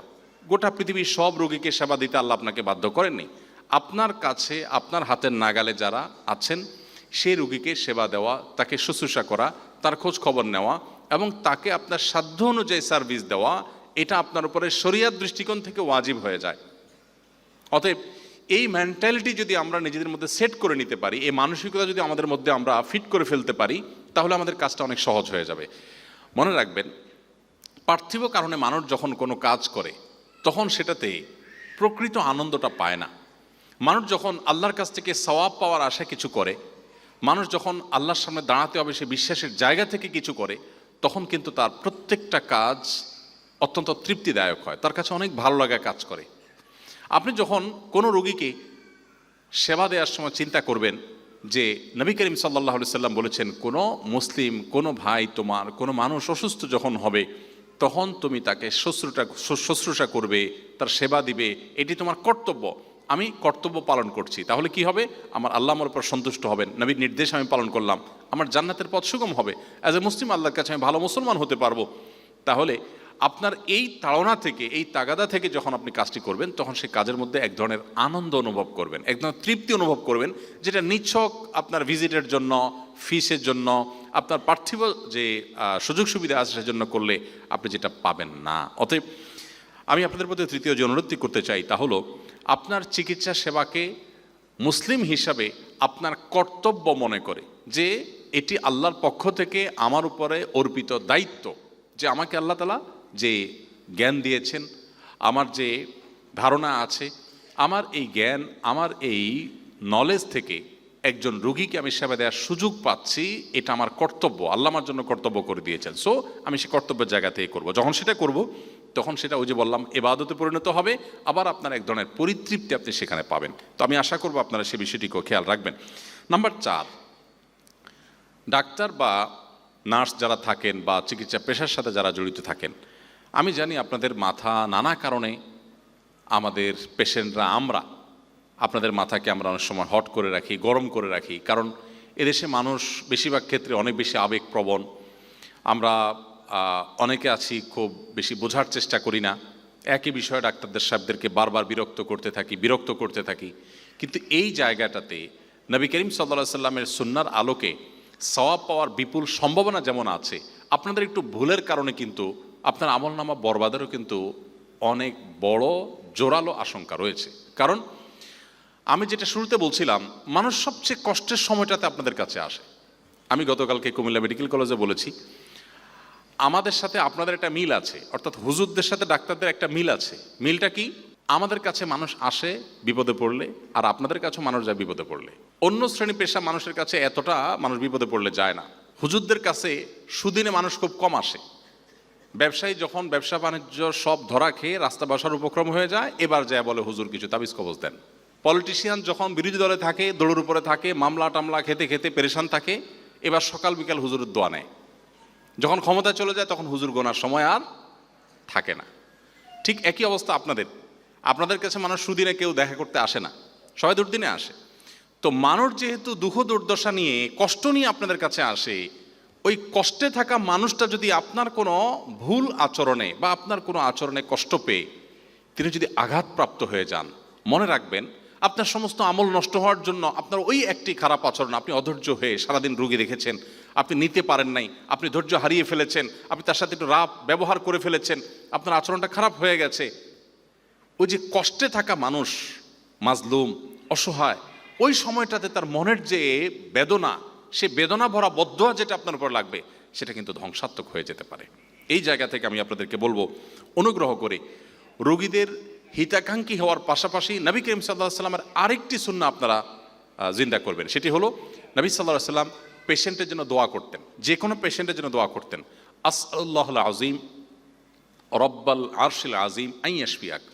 এটা সব মুসলমানদের জন্য প্রযোজ্য, শুধু ডাক্তারদের জন্য না। আমরা যখন কোনো রোগীকে দেখতে যাব বা কোনো রোগী আমার কাছে আসবে, আমি তার জন্য আল্লাহর কাছে দোয়া করব। দোয়াটা হলো আসআলুল্লাহুল আযীম, আমি মহান আল্লাহর কাছে দোয়া করছি, প্রার্থনা করছি, রব্বাল আরশিল আযীম, যিনি মহান আরশের অধিপতি, তার কাছে আমি প্রার্থনা করছি, আন ইয়াশফিয়াক, যেন তিনি তোমাকে সুস্থতা দান করেন। এই দোয়াটি আপনি কোনো রোগীর জন্য যখনই নিবেদন করবেন, তখন আপনি একটা সুন্নাত জিন্দা করার সওয়াব পেয়ে যাবেন। আমি যেটা বলছিলাম যে রোগীর সাথে আলাপচারিতার ফাঁকে আপনি পুরো আরবি টেক্সটটা পড়তে না পারেন, বাংলাও যদি বলেন আল্লাহ আপনাকে সুস্থ করে দেখ, আপনি প্রেসক্রিপশনটা তার হাতে বোঝায় দেওয়ার পর যদি বলেন আল্লাহ আপনাকে সুস্থ করে দেখ, অথবা শুরুতে যদি আপনি বলেন আল্লাহ আপনাকে সুস্থ করে দেখ, তাহলে আপনি আরেকটি সুন্নাহ জিন্দা করার আমল এবং সওয়াব আপনি পেয়ে গেলেন। নবী করিম সাল্লাল্লাহু আলাইহি সাল্লামের এই সুন্নাহটাও খুবই ইফেক্টিভ একটি সুন্নাহ। আমরা হয়তো মনে করি যে আমার বলার দ্বারা কি হবে, আমি মন থেকে তার জন্য অন্তর থেকে দোয়া করে এটি বলবো, যখন এটা বলবো তখনই সে সুস্থ হোক বা না হোক আমি আল্লাহর কাছে সওয়াব পেয়ে যাব। অতএব এই আমলটাও আমরা জিন্দা করতে পারি। আমরা অনেকে এটা করি না, যে কোনো পেশেন্টকে, যে কোনো রোগীকে দেখে তার খোঁজ খবর নিয়ে আগে পরে তার জন্য দোয়া করতে হয়। এটা নবী সাল্লাল্লাহু আলাইহি ওয়াসাল্লাম আরেকটা সুন্নাহ। নাম্বার 5, আপনারা রোগীরা যখন আসে তখন রোগীদেরকে দাওয়াত দেওয়ার বিরাট বড় সুযোগ আছে। আমি যেটা বললাম যে আপনাদের কাছে মানুষ যেহেতু অসহায় হয়ে, দুঃখে পড়ে, দুর্দশায় পড়ে, অসুস্থ হয়ে তারপর আসে, অতএব এই সময়টাতে, এই পর্যায়টাতে আপনারা অনেক কথা বললে মানুষ শুনবে যেটা আমরা বললেও শুনবে না। কারণ মানুষ যখন চাপে পড়ে, বিপদে পড়ে, অ্যাজ এ ডক্টর আপনাদের কথাকে তখন মানুষ খুব গুরুত্বের সাথে দেখে। দেখুন, ডাক্তার জাকির নায়েক আপনাদের পেশার মানুষ, কিন্তু তিনি চেয়ার আমাদেরটা দখল করে বসে আছেন। পৃথিবীতে লক্ষ লক্ষ আলেম দ্বারা ইসলাম প্রচারের সেই কাজ হয় নাই একজন চিকিৎসক জাকির নায়েক দ্বারা যে কাজ হয়েছে। আমি আমার এক বন্ধু, চক্ষু স্পেশালিস্ট, বিসিএস ডাক্তার ছিলেন, সরকারি চাকরি ছেড়ে দিয়ে নিজে এখন প্র্যাকটিস করেন। তো ওই ভাই আমাকে বললেন, ভাই আমি ছাত্র ইউনিয়ন করতাম, আমার মনে হয় রাজশাহী মেডিকেল স্টুডেন্ট তিনি, বা রংপুরের, যাই হোক অনেক আগের সিনিয়র মানুষ। তো উনি বললেন যে ভাই আমি এক সময় ছাত্র ইউনিয়ন করতাম, নামাজ কালাম পড়তাম না, এবং আমি নিজেকে অনেক আধুনিক স্মার্ট মনে করতাম। আসলে ইসলাম নিয়ে আমার কিছু প্রশ্ন ছিল, এই প্রশ্নগুলোর কোনো উত্তর আমি পাচ্ছিলাম না। অনেক হুজুরদের কাছে জিজ্ঞাসা করছি, বাট আমার স্যাটিসফ্যাকশন হয় নাই। তো একদিন টিভি স্ক্রল করতে করতে দেখলাম যে একটা লোক হ্যাংলা পাতলা, কোট টাই পরা, আবার দেখি মাথায় টুপি, একটু পিকুলিয়ার লাগলো, অদ্ভুত দেখে আমি একটু শুনলাম, শুনতে শুনতে দেখি নাম উঠছে ডাক্তার জাকির নায়েক। দেখলাম আমার পেশার লোক, তো একটু আগ্রহী হয়ে শুনলাম। তো উনি বললেন যে একই প্রশ্নের উত্তর যেটা আমি অনেক হুজুরকে করেছি, হয়তো সাধারণ আলেমদেরকে করেছেন, সবাই সব প্রশ্নের উত্তর জানা জরুরি না। তো একই প্রশ্নের উত্তর দেখলাম ভদ্রলোক দিচ্ছেন খুব চমৎকারভাবে, অসাধারণভাবে, আমার স্যাটিসফ্যাকশন হচ্ছিল। এই যে শুরু করেছেন, আল্লাহ সেই বান্দা, আমার সেই বন্ধু, তিনি এখন আলহামদুলিল্লাহ অনেক ভালো একজন ধার্মিক, খুব রিলিজিয়াস এবং খুব প্র্যাকটিসিং একজন মুসলমান হতে পেরেছেন আলহামদুলিল্লাহ। তো একজন চিকিৎসক হয়েও দাওয়াতের ময়দানে তার অনেক কাজ করার সুযোগ হয়েছে। আপনি ডাক্তার জাকির নায়েকের মতো এত পড়াশোনা করা ছাড়াও আপনার জায়গা থেকে আপনি অনেক কাজ করতে পারেন আপনার ক্ষুদ্র প্রচেষ্টা দ্বারা। যেমন আপনার পেশেন্টকে যদি আপনি বলেন যে ভাই নবী করিম সাল্লাল্লাহু আলাইহি সাল্লামের সুন্নাহ, এটা যদি আপনার লাইফস্টাইলে আপনি মেনটেন করেন, তাহলে আপনি অনেকখানি সুস্থ থাকতে পারবেন। এরপরে তো আমাদের কোনো ভিন্ন মত করার সুযোগ নেই, রাতে তাড়াতাড়ি শোয়াটা আমাদের স্বাস্থ্যের জন্য ভালো। আপনারা কি ভিন্ন কিছু বলেন নাকি? আমরা তো জানি যে আপনারাই, অর্থাৎ ডাক্তাররাই আমাদেরকে বলছেন যে রাতে তাড়াতাড়ি ঘুমোতে হবে, অনেক গভীর রাত জেগে থাকা স্বাস্থ্যের জন্য ভালো না। তো আমার নবী সাল্লাল্লাহু আলাইহি ওয়াসাল্লাম সুন্নাত হলো তিনি এশার পরে দ্রুততার সাথে শুয়ে যেতেন, মাগরিবের পরে রাতের খানা খেয়ে ফেলতেন। এখন আপনারাই বলছেন যে ঘুমানোর অনেক আগে আমরা যদি ডিনার করে ফেলি তাহলে সেটি আমাদের ডাইজেস্টিংয়ের জন্য সহজ হয়, সেটা আমাদের স্বাস্থ্যের জন্য ভালো হয়।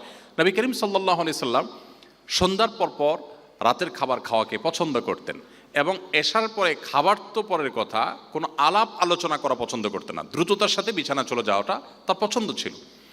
তিনি রাতভর ঘুমানো পছন্দ করতেন, ভোরে ঘুমানো অপছন্দ করতেন। তো নবী সাল্লাল্লাহু আলাইহি ওয়াসাল্লামের সুন্নাহকে যদি আমরা মেনটেন করি তাহলে সেক্ষেত্রে আমরা অনেকখানি সুস্থ থাকবো। এবং সেই সাথে আমরা জানি নবী করিম সাল্লাল্লাহু আলাইহি ওয়াসাল্লাম খাবারের ক্ষেত্রে উদরপূর্ণ করে খেতে নিরুৎসাহিত করেছেন। রাতে পেটের 3 ভাগের 1 ভাগ খাবার, 1 ভাগ পানীয়। 1 ভাগ পানীয় বলতে পানি বা পানি জাতীয়, এই যে সালাদ খেতে বলেন আপনারা, সবজি খেতে বলেন, সেগুলো খাওয়া নবী সাল্লাল্লাহু আলাইহি ওয়াসাল্লামের সুন্নাহ। তাহলে সুন্নাহ লাইফস্টাইল যদি কেউ মেনটেন করে তাহলে সেক্ষেত্রে তিনি এমনিতেই সুস্থ থাকবেন। বা আল্লাহ তাআলা তাকে অনেকখানি সুস্থ রাখবেন। অতএব আপনি আপনার প্রেসক্রিপশনের ফাঁকে ফাঁকে, আপনি রোগীদের সেবা দেওয়ার ফাঁকে ফাঁকে নবী সাল্লাল্লাহু আলাইহি ওয়াসাল্লামের সুন্নাহর পথে যদি আহ্বান করেন, তাহলে এক কাজে দুই কাজ হবে। আপনি হয়তো একই কথা বলছেন, বাট ধর্মীয় পার্সপেক্টিভ থেকে বলছেন না। ধর্মীয় পার্সপেক্টিভ থেকে বললে আপনার বলাও হবে, আবার সওয়াবও পাবেন, এবং সেই সাথে যাকে বলছেন তিনি এদেশে মানুষ যেহেতু ধর্মপরায়ণ, আপনি যখন দিনই কারণে, ধর্মীয় কারণে তাকে কোনো কিছুর প্রতি আহ্বান করবেন, তখন তার বিশেষ একটা গুরুত্ব তার কাছে থাকবে। তো এইভাবে 5 ওয়াক্ত নামাজের মাধ্যমে আমাদের যে ব্যায়াম হয়, আমাদের বিশেষ করে সন্ধ্যায় নবী সাল্লাল্লাহু আলাইহি ওয়াসাল্লাম তাড়াতাড়ি খাবার খেয়ে এশার নামাজ পড়তে মসজিদে যেতেন, জামাতে নামাজ পড়ে আবার আসতেন, এই যে আসা যাওয়া একটা ব্যায়াম হয়ে যায়, তারপরে ঘুমোতে যেতেন, এই জিনিসগুলো যে আমাদের স্বাস্থ্যের জন্য ভালো। আমার মনে হয় সুন্নাহকে, এখানে আপনারা একই কথা বলেন হয়তো, সুন্নাহকে যদি রিলেট করে বলেন, তাহলে সেক্ষেত্রে আমাদের জন্য বহুবিধ কল্যাণ হয় এবং দাওয়াতের কাজ হয়। সর্বশেষ যে পয়েন্টটি আমি বলতে চাই তা হলো, মেডিকেল সায়েন্স রিলেটেড অনেক ফিক বা অনেক মাসাইল সংক্রান্ত বিষয় আছে, সেগুলো আপনাদের শিখে রাখা খুবই গুরুত্বপূর্ণ, জেনে রাখা খুবই গুরুত্বপূর্ণ। এ নিয়ে অনলাইনে বিভিন্ন রকমের কোর্স আছে, আমি যতটুকু জানি বিভিন্ন অনলাইন বিশ্ববিদ্যালয়গুলোতে বিভিন্ন শ্রেণী পেশা মানুষের জন্য নানা রকমের কোর্স আছে। যারা চিকিৎসা বিজ্ঞানের লোক, আপনি মেডিকেল স্টুডেন্ট অথবা ডাক্তার, আপনি আপনার এই সেবা দিতে গিয়ে শরিয়ার বেশ কিছু বিধিবিধান আপনার জানার প্রয়োজন হবে। যেমন একটা কমন প্রশ্ন ডাক্তারদের, সেটা হলো ঔষধ কোম্পানির কমিশন নেওয়া জায়েজ আছে কিনা। এই প্রশ্নের উত্তর অনেক ডাক্তাররা জানতে চান, অনেকে অবশ্য জানতেই চান না। জানলে আরেক ভেজাল হবে, কিয়ামতের দিন আল্লাহকে বলা যাবে আল্লাহ আমি জানি নাই। আল্লাহ বলবেন মায়ের ডাবল হবে। কেন মায়ের ডাবল? একটা হলো জ্ঞান অর্জন করা একটা ফরজ, আর জ্ঞান অনুযায়ী আমল করা আরেকটা ফরজ। তুমি দুইটা লঙ্ঘন করেছো, অতএব ডাবল মায়ের হবে। আর যে জেনেছে কিন্তু আমল করে নাই, সে একটা করেছে আরেকটা করে নাই, সো সে সিঙ্গেল মায়ের খাবে। অনেকে আছেন যে এই ক্ষেত্রে নিজেকে খুব চালাক মনে করেন, যে বাবা বেশি জানলে বিপদ, জানলাম না, তো জানলাম না দেখে বেঁচে গেলাম, ব্যাপারটা এরকম সহজ না। যাই হোক, তারপর পেশেন্ট, আমরা যখন রোগী দেখব তখন রোগী দেখতে গিয়ে রোগীর সতর, তারপরে হিজাব, পর্দা, আরও অন্যান্য যে বিষয় আছে সেগুলো জানার জন্য সংশ্লিষ্ট বিষয়ের ইলম অর্জন করা কিন্তু ফরজ। আফজালুল ইলমে ইলমুল হাল ও আফদালুল আমালে হেফজুল হাল, আরবিতে একটি প্রবাদ আছে যার অর্থ হলো সবচেয়ে উত্তম জ্ঞান হলো যখন যে বিষয় আমার প্রয়োজন সেই বিষয়ের ইলম বা জ্ঞান আমার অর্জন করা। অতএব আপনি যখন মেডিকেল স্টুডেন্ট হবেন, তখন আপনার এই জগতে কাজ করতে গিয়ে শরিয়ার কোন কোন প্রশ্নের উত্তর আপনার জানা দরকার, সেটি জানাটা আপনার উপরে ফরজ, যেটা অন্য অনেকের জন্য ফরজ নয়। একজন ব্যবসায়ী, তিনি যখন ব্যবসা করতে যাবেন, তখন ব্যবসা করতে গিয়ে কোন কোন হালাল হারামের প্রশ্ন আসে সেগুলো জানা তার জন্য ফরজ। অতএব আমি আপনাদেরকে সর্বশেষ যে অনুরোধটি করতে চাই সেটা হলো যে আপনারা এই সংক্রান্ত বিষয়াংশগুলো খুব ভালো করে জেনে নেবেন, এবং এ বিষয়ে অনেকগুলো কোর্স, অনেকগুলো আর্টিকেল অনলাইনে আপনি খুঁজলে পাবেন। তো এই ছিল আমার সংক্ষিপ্ত আপনাদের উদ্দেশ্যে নিবেদন, যে সর্বপ্রথম হলো, আমি আবার সামাইটা বলে দিচ্ছি, সর্বপ্রথম হলো উদ্দেশ্যটাকে সংশোধন করে নেওয়া, ঠিক করে নেওয়া, চূড়ান্ত করে নেওয়া যে আমরা যা কিছু করছি অ্যাজ এ মুসলিম, আমাদের এই কাজ পার্থিব হতে পারে, কিন্তু এর বিনিময় আমি আল্লাহর কাছ থেকে লাভ করে সওয়াব পাবো, আল্লাহকে সন্তুষ্ট করবো, এটা আমার মূল উদ্দেশ্য। পাশাপাশি অন্য যেগুলো আমার স্যালারি পাওয়া, আমার চাকরি, আমার ভালো চেয়ার পাওয়া, ভালো জায়গায় যাওয়া, সম্মান পাওয়া, এগুলো সব গৌণ, মুখ্য হলো আল্লাহর সন্তুষ্টি। সো আল্লাহর সন্তুষ্টিটা মুখ্য যদি হয়, বাকিগুলো অটোমেটিকলি আমার অর্জিত হয়ে যাবে ইনশাআল্লাহ তাআলা। তাহলে নিয়তটাকে ঠিক করে নেওয়া, তাহলে আমার এই পুরো জাগতিক পড়াশোনাটাই ইবাদতে পরিণত হতে পারে। দ্বিতীয়ত যে পয়েন্টটি বলেছি তা হলো রোগীকে বা আপনার সেবা প্রার্থীকে সান্ত্বনা দেওয়া, অভয় দেওয়া, আল্লাহর উপরে ভরসা দেওয়া, এটি গুরুত্বপূর্ণ একটি সুন্নাহ নবী সাল্লাল্লাহু আলাইহি সাল্লামের। তাকে ভয় দেখানোর চাইতে তাকে সান্ত্বনা দেওয়াটা আপনার জন্য অনেক গুরুত্বপূর্ণ, রোগীর জন্য গুরুত্বপূর্ণ, আপনার জন্য গুরুত্বপূর্ণ। এবং এর মাধ্যমে আপনি নিয়ত যদি করেন, যে উদ্দেশ্য যদি হয় যে আমার নবী সাল্লাল্লাহু আলাইহি সাল্লাম কোনো রোগী দেখলে তাকে সান্ত্বনা দিতেন, আমি তার সুন্নাহকে অনুসরণ করছি, তাহলে আপনি একটি ইবাদত করে ফেললেন।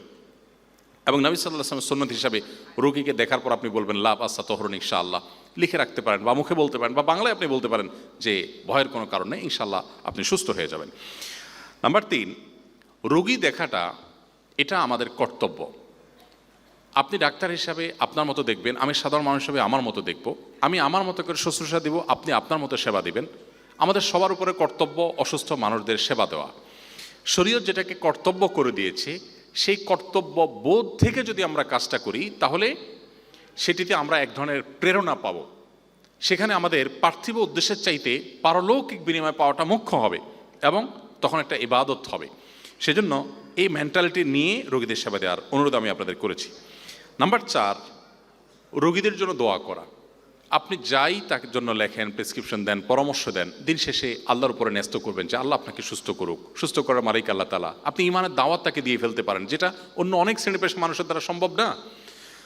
মানুষ আপনার কাছে ফি দিয়ে তারপর আসে দেখা করতে। অতএব আপনার যে গুরুত্ব মানুষের উপরে, পেশেন্টের উপরে আছে, সেটা বলার অপেক্ষা রাখে না। অতএব তাকে যাওয়ার সময় যে দোয়া দিয়ে দেন, সেই দোয়ার কারণে আপনি নিজে সওয়াব পাবেন এবং আপনার দোয়া কবুল হয়ে তিনি হয়তো সুস্থ হয়ে যাবেন এবং তার কারণে আপনি আল্লাহর কাছে আলাদা সওয়াব লাভ করবেন। 5 নম্বর বলেছিলাম যে আমাদের কাজের ফাঁকে ফাঁকে আমরা রোগীদেরকে দাওয়াত দিতে পারি, আল্লাহর পথে আহ্বান করতে পারি, নামাজের পথে আহ্বান করতে পারি। একজন ধূমপায়ী, তিনি ধূমপান করছেন, নবী সাল্লাল্লাহু আলাইহি সাল্লাম কেন নিষেধ করেছেন, কেন ইসলামে ধূমপান করা নিষেধ? দেখুন, ইসলামে যা নিষেধ সেটা আমাদের জন্য ক্ষতিকর, ইসলামে যা অনুমোদন করে সেটা আমাদের জন্য কল্যাণকর। আমরা কোভিড-19 কথা বলছিলাম। কোভিড-19 পৃথিবীতে যে দেশগুলো বেশি সাফার করেছে সেই দেশগুলোতে তুলনামূলকভাবে মাদক গ্রহণের প্রবণতা অনেক বেশি ছিল। এবং আমরা আপনাদের অর্থাৎ ডাক্তারদের গবেষণা থেকে আমরা জেনেছি যে মাদক অতিরিক্ত গ্রহণ করতে করতে করতে তাদের ইমিউন যেমন দুর্বল হয়েছে, তাদের ফুসফুস খারাপ হয়েছে, নানা দিক থেকে তারা বেশি ক্ষতিগ্রস্ত হয়েছে এবং দ্রুত এফেক্টেড হয়েছে। এবং আমরা আমাদের পার্শ্ববর্তী যে সমস্ত দেশগুলোতে মাদক গ্রহণের প্রবণতা অনেক বেশি, আমরা দেখেছি কোভিড-19 তারা বেশি সাফারার হয়েছে তুলনামূলকভাবে মুসলমানদের মধ্যে। এটাও একটা দিক যে সব মুসলমানরাই তুলনামূলকভাবে অন্য যে কোনো ধরনের মানুষের চাইতে মাদক তারা কম গ্রহণ করে। মুসলমানদের মধ্যে পাপিষ্ট খারাপ মানুষ মাদক গ্রহণের প্রবণতা খুবই কম, বেশিরভাগ মানুষ মাদক গ্রহণ করে না। তো এর সুফল আমরা পাচ্ছি। তাহলে আল্লাহ তাআলা যেটাকে হারাম করেছেন, আপনি ধর্মীয় পার্সপেক্টিভ থেকে যদি বলেন তাহলে সাধারণ মানুষের একে ডাবল গুরুত্ব দেবে যে ডাক্তার সাহেব বলেছেন, আবার আমার ধর্মেও নিষেধ আছে, দুইটা গুরুত্ব সে পাবে। এই জন্য আপনার কথার ফাঁকে ফাঁকে আপনি দাওয়াত দিয়ে ফেলতে পারেন। একজন পেশেন্টকে আপনি 3 বেলা ওষুধ খাওয়ার কথা বললেন, যদি আপনি বলেন যে ফজর নামাজ পড়ে এসে নাস্তা খেয়ে এটা খাবেন, আর জোহরের নামাজ পড়ে দুপুরের খাবার খেয়ে এটা খাবেন, আর এশার সময় রাতের খাবার খেয়ে তারপরে ওষুধ খাবেন, তাহলে ফাঁক দিয়ে কিন্তু আপনি নামাজের দাওয়াত দিয়ে দিলেন। এভাবে পেশেন্টকে নানাভাবে আপনি দাওয়াতি কাজ করতে পারেন। তো সেই বিষয়ে আপনার প্রতি আমার অনুরোধ রইল। এবং সর্বশেষ হলো মেডিকেল রিলেটেড যে সমস্ত জিজ্ঞাসা আছে, ইসলামের যে সমস্ত বিষয় আছে, ইসলাম রিলেটেড বিষয় আছে, সেগুলো বিষয়ে আপনাদেরকে জ্ঞান অর্জন করার জন্য আমি বিনীতভাবে অনুরোধ করেছি। আমি শেষ করছি, আপনারা ধৈর্য ধারণ করে এত সময় আমার এই আগোছালো এবং এই আমার সাদামাঠা কথা আপনারা কষ্ট করে শুনেছেন, এসেছেন, সেজন্য আপনাদেরকে মোবারকবাদ। প্রিন্সিপাল স্যারকে এবং তার সহকর্মীবৃন্দ যারা আছেন, সম্মানিত শিক্ষকবৃন্দ, তাদের প্রতি আমি কৃতজ্ঞতা জ্ঞাপন করছি আমাকে সুযোগ করে দেওয়ার জন্য। এবং আমরা এই দীর্ঘ সময় থেকে নিয়ে কোরআন এবং হাদিসের আলোকে যে কথাগুলো বলার চেষ্টা করেছি, আমি উদাত্ত আহ্বান রাখতে চাই যে সেগুলো অনুযায়ী আমল করে আপনাদের জীবনকে যদি আপনারা সাজাতে পারেন, আপনি যদি অ্যাজ এ মুসলিম একটুও উপকার এখান থেকে পান, তাহলে সেটা হবে আমার জন্য সার্থকতা, সেটা হবে এই পুরো আয়োজনের জন্য সার্থকতা। আল্লাহ রাব্বুল আলামিন এখানে আমাদের যেরকম সবাইকে সমবেত করেছেন, জান্নাতুল ফেরদাউসে ঠিক একইভাবে আল্লাহ তাআলা আমাদের সবাইকে সমবেত হওয়ার তৌফিক দান করুন। জাযাকুমুল্লাহ খাইর। আসসালামু আলাইকুম ওয়া রাহমাতুল্লাহি ওয়া বারাকাতুহু।